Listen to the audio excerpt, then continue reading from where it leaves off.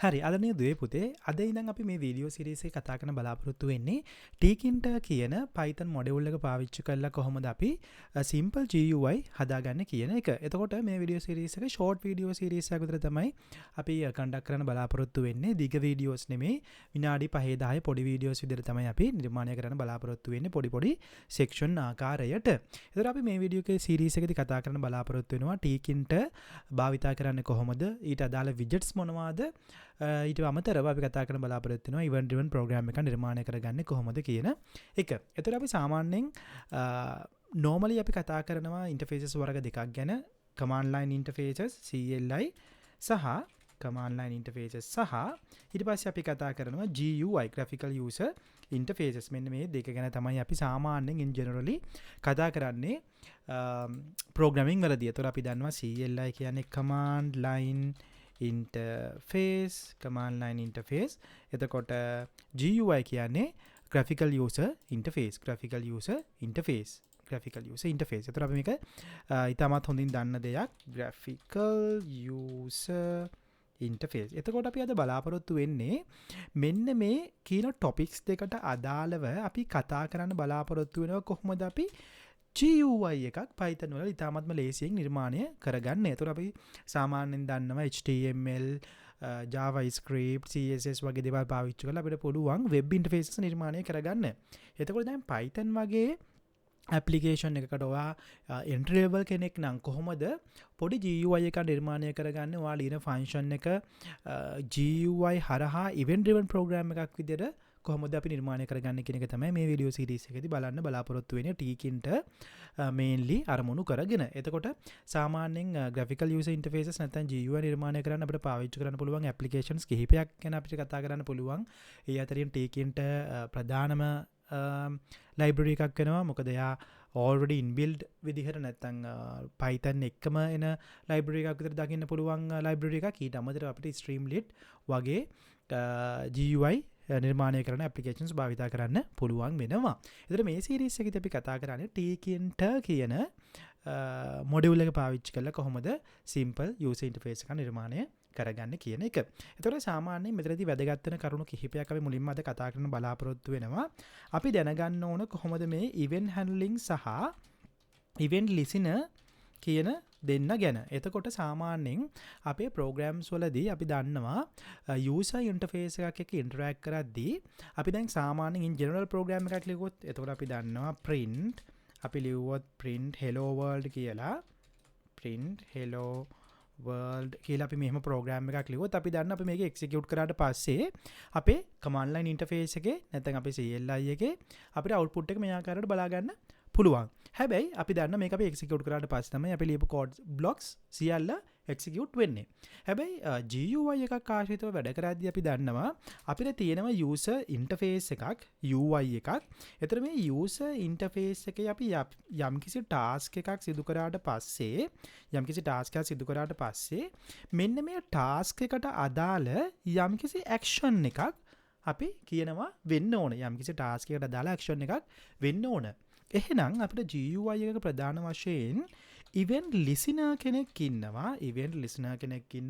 එයා නිතරම ඔයාගේ front end එකේ යම්කිසි task එකක් වෙනවද කියන එක example mouse click එකක්, එතකොට user input එකක්, ඊට පස්සේ hover එකක්, කියන්නේ යම්කිසි icon එකක් උඩින් මේ වගේ hover එකක් වෙනවද?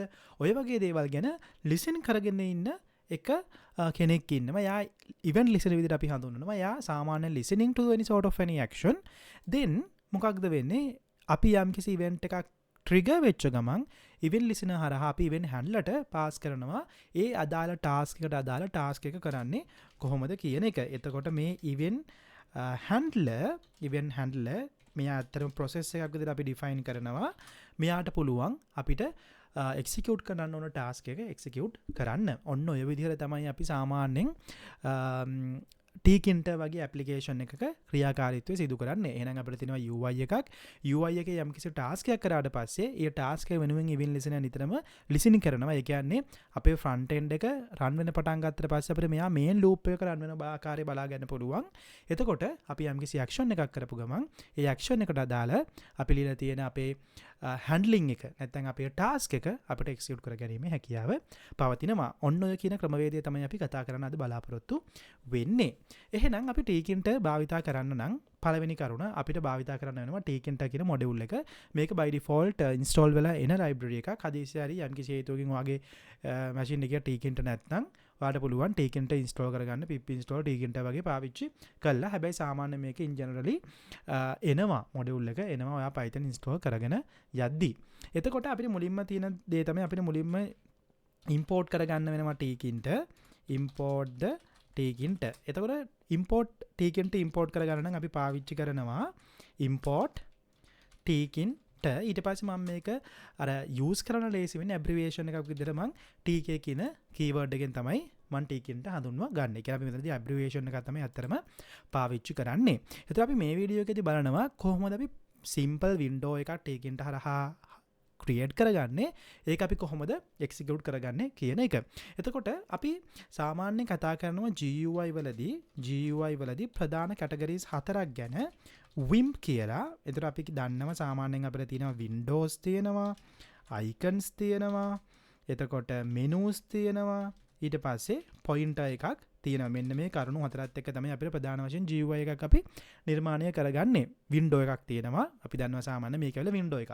එතකොට අපිට තියෙනවා icons. මේ අපි කතා කරන මේ සමහර දේවල් icons. මේවා අපිට icons විදිහට කියන්න පුළුවන්. මේ පොඩි තියෙන දේවල් මේවා icons. ඊට පස්සේ අපිට තියෙනවා menu. මේ menu bars තියෙනවා. ඊට පස්සේ අපිට pointer එකක් තියෙනවා. මේ mouse pointer එකක් තියෙනවා. එතකොට ඔන්න ඔය කරුණු හතරත් එක්ක තමයි අපිට GUI එකක ප්‍රධාන වශයෙන් දේවල් බලා ගන්න පුළුවන් වෙන්නේ. එහෙනම් අපිට නිර්මාණය කරද්දී නිර්මාණය කරගන්න වෙනවා මුලින්ම window එකක්. ඒතර මේ window එකේ තමයි අපි අපිට අදාළ වෙන widgets ටික add කරගන්න, icons ටික add කරගන්න පුළුවන් වෙන්නේ. එහෙනම් අපි බලමු කොහොමද අපි window එකක් create කරගන්නේ කියන එක. අපිට window එකක් create කරන්න නම් අපි use කරනවා create කරන variable එකක් window කියලා. එතකොට අපි ඒක create කරන්න අපි call කරනවා tk.tk. එතකොට මේ tk කියන්නේ ඇත්තටම අපේ class එක. tk කියන්නේ class එකක්. ඒතර මේ tk කියන්නේ අපි මෙතනදී assign කරගත්තු Tkinter කියන එක තමයි අපි මේ abbreviation එක පාවිච්චි කරලා tk කියලා හඳුන්වලා තියෙන්නේ. ඒතර අපි tk.tk කියලා පාවිච්චි කරනවා. මෙතනදී මේ class එකෙන් අපි මේ window කියන object එකක් create කර ගැනීම සිදු කරේ. එතකොට ඔයා class and objects ගැන දන්නේ නැත්නම් අපේ YouTube channel එකේම තියෙනවා classes and objects ගැන කතා කරපු video series එකක්. ඒකේ පළවෙනි videos දෙක තුන බලලා ඔයාට idea එකක් ගන්න පුළුවන්. මොකක්ද class එකක් කියන්නේ, මොකක්ද object එකක් කියන්නේ කියන එක. එතකොට මෙතනදී මතක තියාගන්න ඕනේ මේ tk කියන class එකෙන් අපි create කරගත්ත window කියලා object එකක්. ඊට පස්සේ මට මේ window එකට ප්‍රධාන වශයෙන් අවශ්‍යයි title එකක් දෙන්න. මම title එකක් දෙනවා window. අපිට දෙන්න පුළුවන් window.title. අපි කියනවා මේ ඇවිල්ලා අපේ first Tkinter UI. first Tkinter UI. ඊට පස්සේ මට මේකට අවශ්‍ය geometry එකක් දෙන්න. සාමාන්‍යයෙන් අපි දන්නවා අපිට දිග පළලක් දෙන්න අවශ්‍යයි. දිගක් පළලක් දෙන්න අවශ්‍යයි. එතකොට ඒ දිග පළල අනුව තමයි අපිට ඒ screen එකේ බලා ගන්න පුළුවන් වෙන්නේ මේකේ length එක මොකද්ද width එක මොකද්ද කියන එක. දැන් මම මෙතන දෙනවා 500 into 500 කියන එක.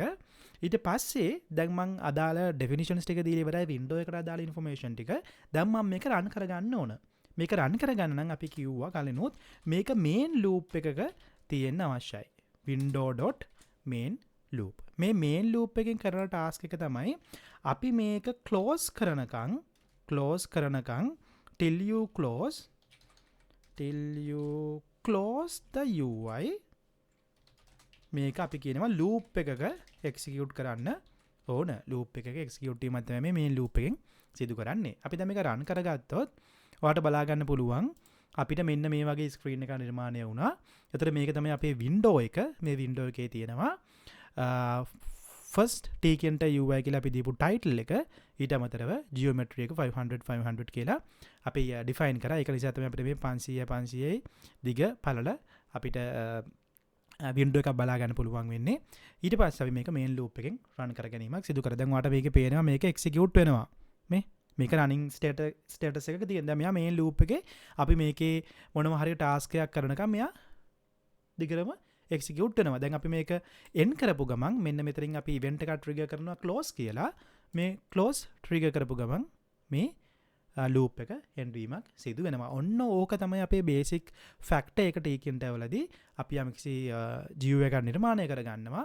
ඊට අමතරව අපි ඒක ටයිටල් එකක් දීලා ජියෝමෙට්‍රි එක හදා ගන්නවා. ඊට පස්සේ අපි ඒක මේන් ලූප් එක රන් කර ගැනීමක් සිදු කරනවා. ඊට අමතරව ඊට පස්සේ අපිට තියෙන මේකට අලුතෙන් අපිට අවශ්‍ය වෙන විජෙට්ස් ටික දාගන්න ෆන්ක්ෂන් එක ලියා ගන්න එක. එහෙනම් අපි පළවෙනි වීඩියෝ එකේදී කතා කරේ මොකද්ද මේ Tkinter කියන්නේ?